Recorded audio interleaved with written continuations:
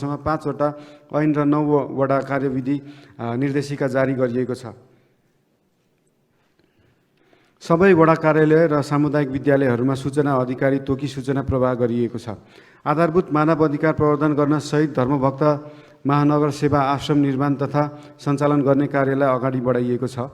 COVID-19 को महामारीबाट प्रभावित करदाताहरू तथा सार्वजनिक निजी साझेदारी अन्तर्गत सञ्चालित कार्यहरूलाई छुट सहुलियत उपलब्ध गराइएको छ।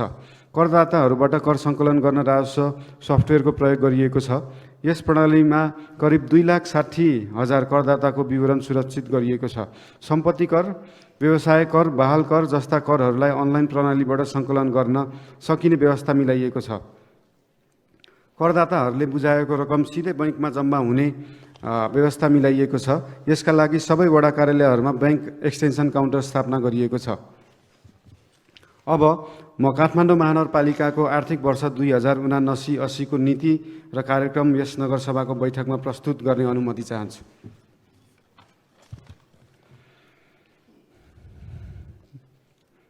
महानगरपालिकाको दीर्घकालीन सोच सांस्कृतिक सहर समृद्ध महानगर रहेको छ।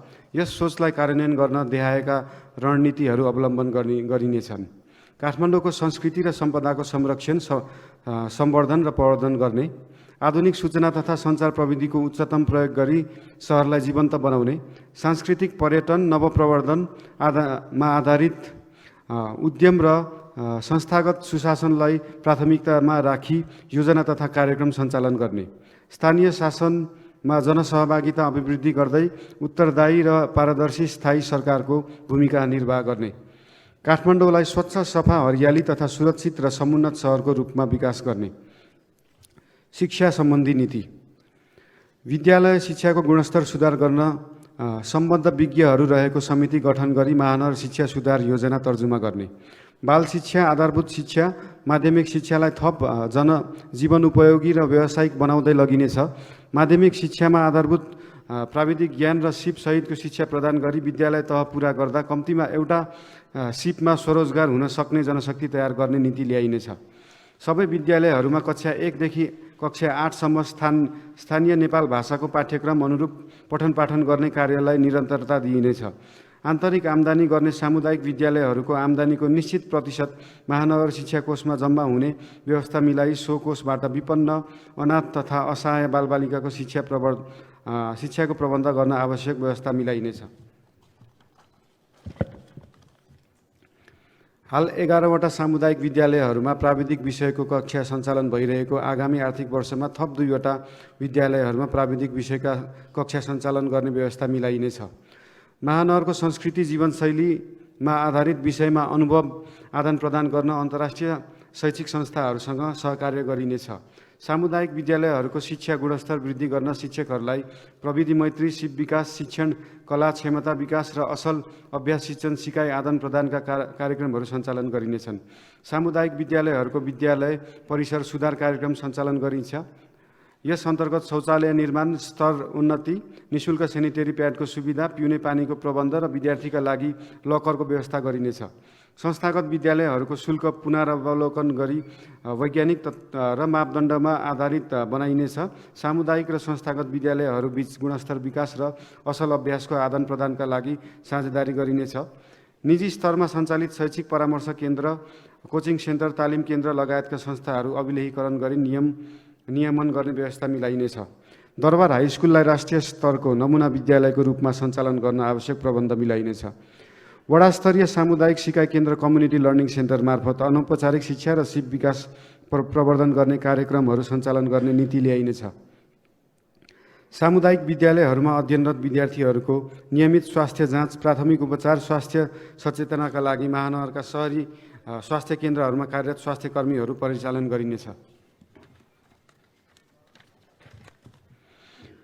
आवासीय संस्थागत विद्यालयमा कम्तीमा 1 जना चिकित्सक र सम्भावित विपद जोखिम न्यूनीकरणका लागि अग्नि नियन्त्रक उपकरण जडान गर्न आवश्यक प्रबन्ध मिलाइनेछ। स्वास्थ्य सम्बन्धी नीति। स्वास्थ्य सेवाको गुणस्तर र पहुँच अभिवृद्धि गर्न महानगर जनस्वास्थ्य ऐन जारी गरिनेछ। महानगरवासीको स्वास्थ्य सेवा प्रवर्धन गर्न शहरी स्वास्थ्य क्लिनिकहरूलाई स्तरोन्नति गरी शहरी स्वास्थ्य केन्द्रमा रूपान्तरण गरिनेछ। सहरी स्वास्थ्य केन्द्र महानगर मार्फत महानगरवासीको नियमित स्वास्थ्य जाँचको व्यवस्था मिलाइनेछ। महानगरपालिकामा कर तिरेका करदाताको स्वास्थ्य बिमा गर्न आवश्यक प्रबन्ध मिलाइनेछ। बिमा शुल्कको बढीमा 50% अनुदान उपलब्ध गराइनेछ। नागरिक आरोग्यता प्रवर्धन गर्न उपयुक्त आहार विहार, ध्यान, योग, प्राणायाम आदिबारे सचेतना कार्यक्रमहरू मार्फत महानगरवासीलाई निरोगी बन्न प्रोत्साहित गरिनेछ।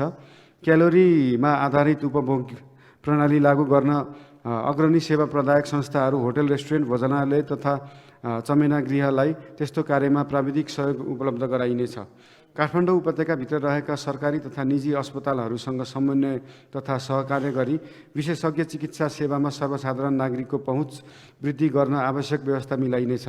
महानगरपालिकाको क्षेत्रभित्र स्थायी बसोबास गर्ने विपन्न नागरिकहरूको लागि अस्पतालमा निःशुल्क बेडको प्रबन्ध मिलाइनेछ। काठमाडौँ महानगरपालिकाभित्र एकीकृत एम्बुलेन्स सेवा सञ्चालनको व्यवस्था मिलाइनेछ। महानगर क्षेत्रभित्र रहेका सबै प्रकारका स्वास्थ्य संस्थाहरूको अभिलेख व्यवस्थित गरिनेछ।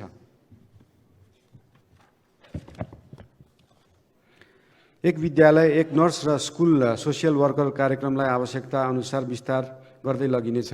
आयुर्वेद उपचार पद्धतिलाई प्रवर्धन गर्न गरी जनस्वास्थ्य सेवा अभिवृद्धि गरिनेछ। पूर्वाधार विकास सम्बन्धी नीति।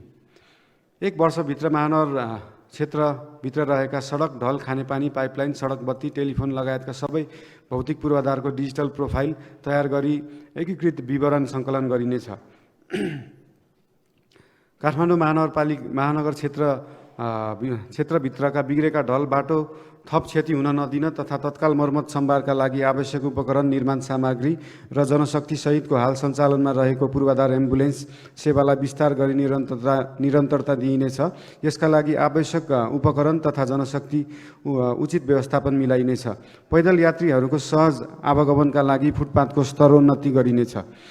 काठमाडौँ महानगर क्षेत्रभित्र रहेका बस स्टपहरूमा यात्रीको विश्रामका लागि परम्परागत शैलीको फल्चा निर्माण गर्न इच्छुक सङ्घ संस्थालाई प्राविधिक सहयोग उपलब्ध गराइनेछ र महानगर आफैले पनि प्राथमिकतामा राखी यस्ता फल्चाहरूको निर्माण गरिनेछ। नेपाल सरकार तथा विभिन्न संस्थाहरूको सहकार्यमा काठमाडौँ महानगरपालिका क्षेत्रभित्रका विद्युत, टेलिफोन, केबल टेलिभिजन, इन्टरनेट लगायतका तारहरू भूमिगत गर्ने कार्यलाई निरन्तरता दिइनेछ। महानगर क्षेत्रभित्र रहेका सामुदायिक विद्यालय, सार्वजनिक संस्था तथा सार्वजनिक शौचालयहरूलाई स्तरोन्नति गरी अपाङ्गता तथा लैङ्गिक मैत्री बनाइनेछ।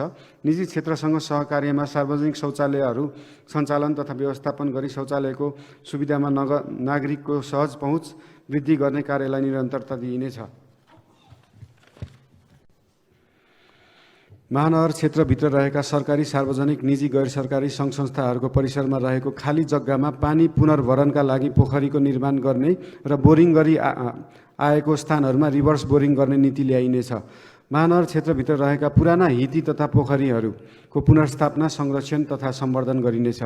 बागमती र विष्णुमती नदीको किनारमा ढल प्रशोधन केन्द्र स्थापना गर्न अध्ययन र परामर्श गरी जग्गा प्राप्तिको कार्य प्रारम्भ गरिनेछ। काठमाडौँ महानगरपालिकालाई जीवन्त सहरका रूपमा विकास गर्न महानगर उज्यालो कार्यक्रमलाई निरन्तरता दिइनेछ। साबिकमा महानगरपालिकाको केन्द्रीय कार्यालय रहेको वडा नम्बर 11 स्थित हरिभवनको प्रबलीकरण गर्न आवश्यक प्रबन्ध मिलाइनेछ। काठमाडौँ महानगरपालिका वडा नम्बर 32 स्थित तिनकुनेको जग्गा विवाद समाधान गरी आवश्यक पूर्वाधार निर्माणका लागि सङ्घीय सरकारसँग समन्वय गरी कार्य गरिनेछ। मनोरहा जग्गा एकीकरण आयोजनाका लागि आवश्यक बजेटको व्यवस्थापन मिलाइनेछ। कला क्षेत्रलाई प्रवर्धन गर्नका लागि काठमाडौँ महानगरपालिका क्षेत्रभित्र डबलीहरूको पुनर्स्थापना तथा एम्पी थिएटर निर्माण गरिनेछ। काठमाडौँ उपत्यकाको मेट्रो स्थापनाको सम्भाव्यता अध्ययन गर्न सरकारी तथा अन्य निकायहरूसँग सहकार्य गरिनेछ। संस्कृति, सम्पदा तथा पर्यटन सम्बन्धी नीति। विश्व सम्पदा सूचीमा सूचीकृत पशुपति, बौद्ध, स्वयम्भू र बसन्तपुर क्षेत्रलाई संरक्षण गरिनेछ। स्वयम्भू र बौद्ध व्यवस्थापन काठमाडौँ महानगरपालिका अन्तर्गत ल्याउन पहल गरिनेछ। महानगरपालिकाभित्र मनाइने जात्रा, पर्व, मेला, पूजा, परम्परागत जीवनशैली एवं अन्य सांस्कृतिक सम्पदाहरूको मुख्य परिचयात्मक विवरण समेटी काठमाडौँ महानगरको सांस्कृतिक profile, cultural profile of Kathmandu city तयार गरी प्रकाशित गरिनेछ। महानगरपालिका क्षेत्रमा रहेका ऐतिहासिक धार्मिक पुरातात्विक महत्त्वका मठ मन्दिर, बहाल पोखरी, हिती, चैत्य, स्तूप आदि अभिलेख राखी संरक्षणको व्यवस्था मिलाइनेछ। ऐतिहासिक महत्त्वका बहा, बही, चोक लगायतका स्थानहरूलाई ऐतिहासिक परिचय खुल्ने गरी नेपाल भाषामा मौलिक नामाकरण गर्ने नीति ल्याइनेछ। निजी क्षेत्र, व्यवसाय र स्थानीय समुदायसँग सहकार्य गरी होमस्टे सञ्चालन गरिनेछ।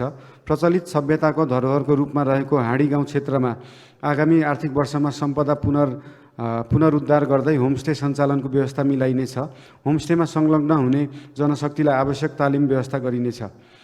महानगरपालिका क्षेत्रको अमूर्त सम्पदाको संरक्षण र प्रवर्धनमा योगदान गरी आएका जात्रा, पर्व, गुठीका कार्यक्रमहरूलाई निरन्तरता दिइनेछ।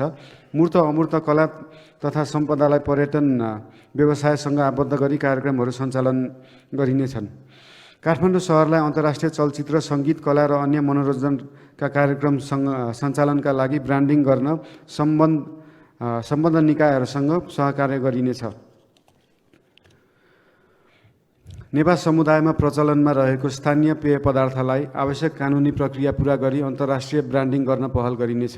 सम्पदा संरक्षण गर्न उपभोक्ता समिति मार्फत सञ्चालन हुने सहभागितामूलक कार्यक्रमहरूलाई प्राथमिकता दिइनेछ। काठमाडौँको स्थानीय भाषाको संरक्षणका लागि नेपाल भाषाको रञ्जना तथा अन्य लिपिलाई संरक्षण र सम्वर्धन गरिनेछ। काठमाडौँमा सञ्चालन हुने विभिन्न जात्रा, पर्वहरूलाई अन्तर्राष्ट्रिय स्तरमा परिचित गराई पर्यटन प्रवर्धन गरिनेछ। इन्द्र जात्राका अवसरमा महानगरपालिकासँग भगिनी सम्बन्ध रहेका अन्तर्राष्ट्रिय सहरका प्रमुख, उपप्रमुख तथा प्रतिनिधिहरूलाई आमन्त्रण गरी महानगरपालिकाको ऐतिहासिक इन्द्र जात्रालाई विश्वस्तरमा पहिचान गराउने कार्यलाई निरन्तरता दिइनेछ। काठमाडौँ महानगर क्षेत्रका मूर्त अमूर्त सम्पदाको अध्ययन, अनुसन्धान गरिनेछ। फोहोर व्यवस्थापन तथा प्रदूषण नियन्त्रण सम्बन्धी नीति। फोहोरलाई पुनः प्रयोग र प्रशोधन गर्न स्रोतमा नै वर्गीकरण गर्ने व्यवस्था मिलाइनेछ। कुहिने